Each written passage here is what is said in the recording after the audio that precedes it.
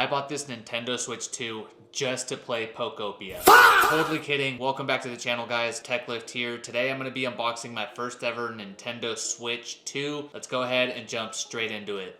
So this is something that's completely new and strange to me. I've never really had a handheld other than a hand-me-down PSP from way back in the day when I was in like 7th or 8th grade.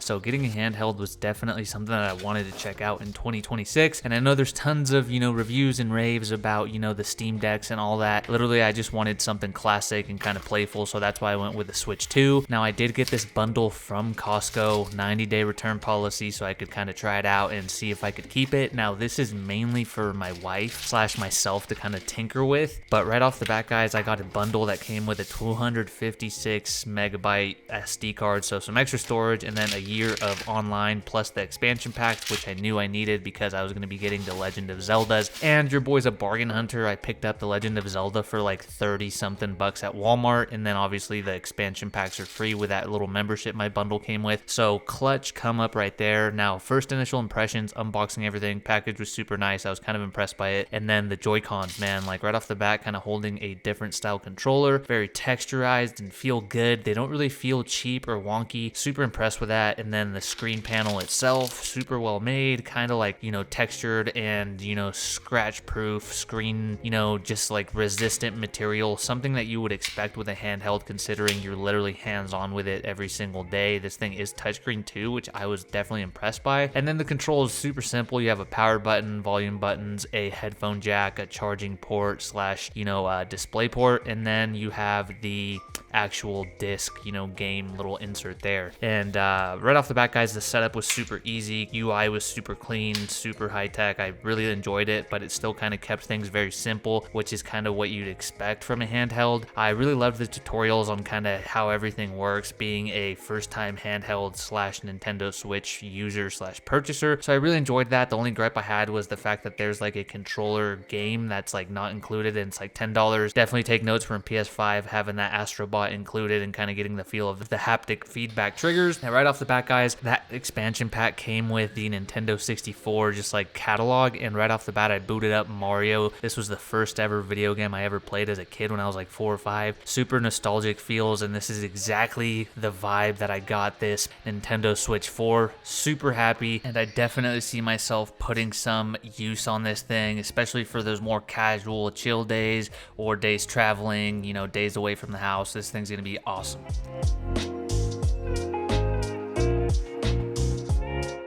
Alright guys, so I know what you're thinking, what the heck's going on? Lifelong Xbox user, recently picked up a PS5 and now a Nintendo Switch 2. None of this makes sense, but if you see what this bad boy is here, it all adds up. So I really wanted to try out a handheld. I was looking at the PlayStation Portal, Xbox Rogue Ally, kind of something that I could take on the road, but also something that I could just kind of game on the couch while my wife's watching TV. And what better way to do that than the Nintendo Switch lineup? Now I know I could have gone the PlayStation Portal route, the Xbox route, but I already have those consoles and I've never actually been in the Nintendo ecosystem, and I really wanted to give this a shot, mainly for the exclusives such as Zelda, Donkey Kong, the Marios, the more fun arcadey, chill type of cozy games, and that's exactly why I picked this up. And the main reason was Zelda. I've never played Zeldas. I always want to check out Breath of the Wild and Tears of the Kingdom, and that's the main reason why I wanted to get this console. Now, it is more of a family-oriented console, which is perfect for my wife and our future kids. We just had a newborn, so this is going to be awesome for the future, but for now it's kind of for me just to kind of nerd out and enjoy this console to myself while I have it.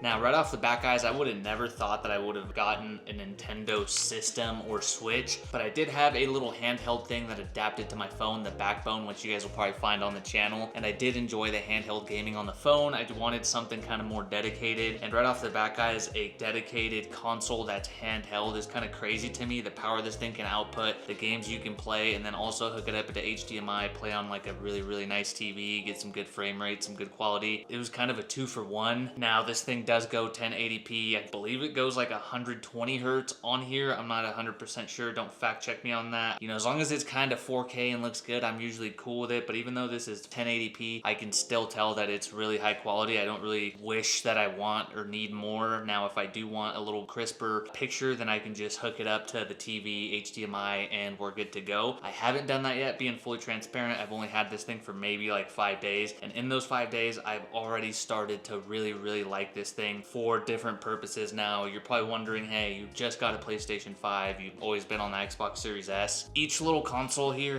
definitely has its own purpose and its own perks, and so far I absolutely love all three. And right off the bat, guys, always being just a lifelong Xbox user and now just a PlayStation 5 owner as well, I can say this thing does have its own purpose, its own use case, and I'm actually pretty hooked on it, guys. We're not gonna get too specific this video, just an unboxing and overview, but right off the bat, guys, I really like the quality of the controllers. Now the controllers are a little funky in terms of like the grip. I'm not a fan of the grips quite yet. It's a little thin and just doesn't really feel natural or comfortable quite yet, but I'm sure I'll get used to it. The actual buttons themselves feel nice and textured. The layout is pretty nice, but again, it's just gonna take some getting used to for me. Now, once I take these Joy-Cons off and stick them into the little controller remote adapter, they definitely feel a lot more natural, a lot easier to use. And one thing I did notice right off the bat, guys, is the buttons coming from an Xbox to a PlayStation 5, and now the A and B buttons are kind of backwards and wonky. I wish they would have just stuck with Xbox and PlayStation and made, you know, the A buttons very similar as they are to like the X buttons on the PS5. On here, they're kind of flip-flopped, the A and B versus X and O, and then here, like A and B, they're just kind of flip-flopped, so that's kind of annoying. But other than that, the build quality on this thing is pretty sweet. Aside from that, you know, the panel is really nice. Can't really ask for much more on a handheld device, especially coming from like an iPhone. And then just like the games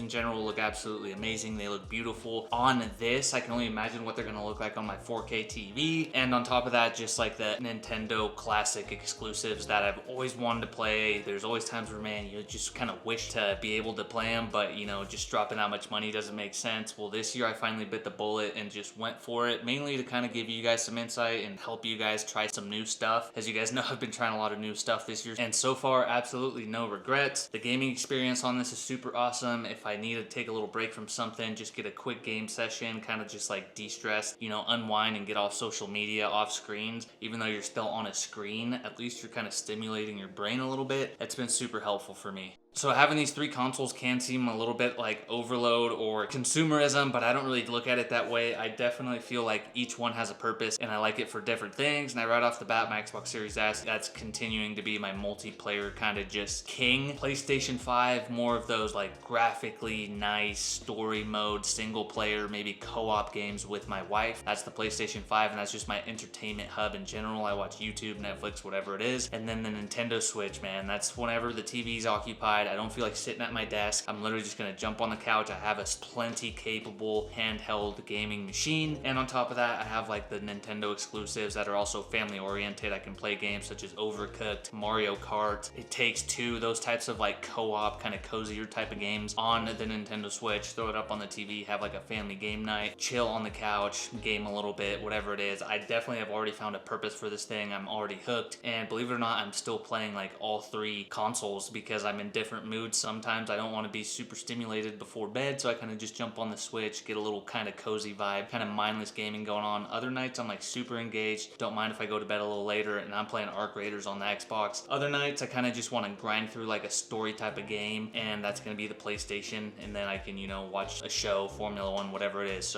So far this console has been awesome, and all three of them definitely have a purpose. If you're on the fence about getting a Nintendo Switch 2, I would definitely recommend that over the Switch 1, just so you have the latest and greatest and you're kind of future-proof for a little bit. Now the price point is super steep on this. It was super hard to justify, but unlike people that are literally buying it just for that game Pokopia, which is kind of on my list, I'm just not trying to drop $80 right off the bat. I'm trying to get some other Nintendo exclusives under my belt and then maybe jump onto that. I would say it's definitely worth it, literally for the exclusives and just the different style of gaming. If it makes sense for you, definitely check it out. I would recommend going to a store that has a good return policy in case you don't like it. For me, this is kind of completely outside of my realm, but I'm slowly finding why I like this thing and why I would keep it. So far, I'm planning on keeping it, so stay tuned for more videos on the channel. And if you've always been married to one console, whether it was Xbox or PS5, definitely try this out. The gaming style is just totally different. I did download Fortnite on this, just, you know, for when you're on the road or whatever. Literally, this thing, I'm keeping like those handheld, cozy, kind of just Nintendo exclusive type of games on this console, and that's what I'm playing it for. I'm not kind of overdoing it and overlapping it in any way. It's it's just a whole different gaming experience. And again, it's like more just like family friendly, just user friendly. The game's just completely different than what I normally play on Xbox or PS5. So I'm definitely loving it so far, guys. So definitely recommend trying something new, checking it out. Drop any games in the comments that I should check out and make videos on. But next video is going to be kind of like an initial impressions and kind of just day in the life kind of use cases. So stay tuned for more. Hit that like button, hit that subscribe button, guys. I will catch you guys in the next one.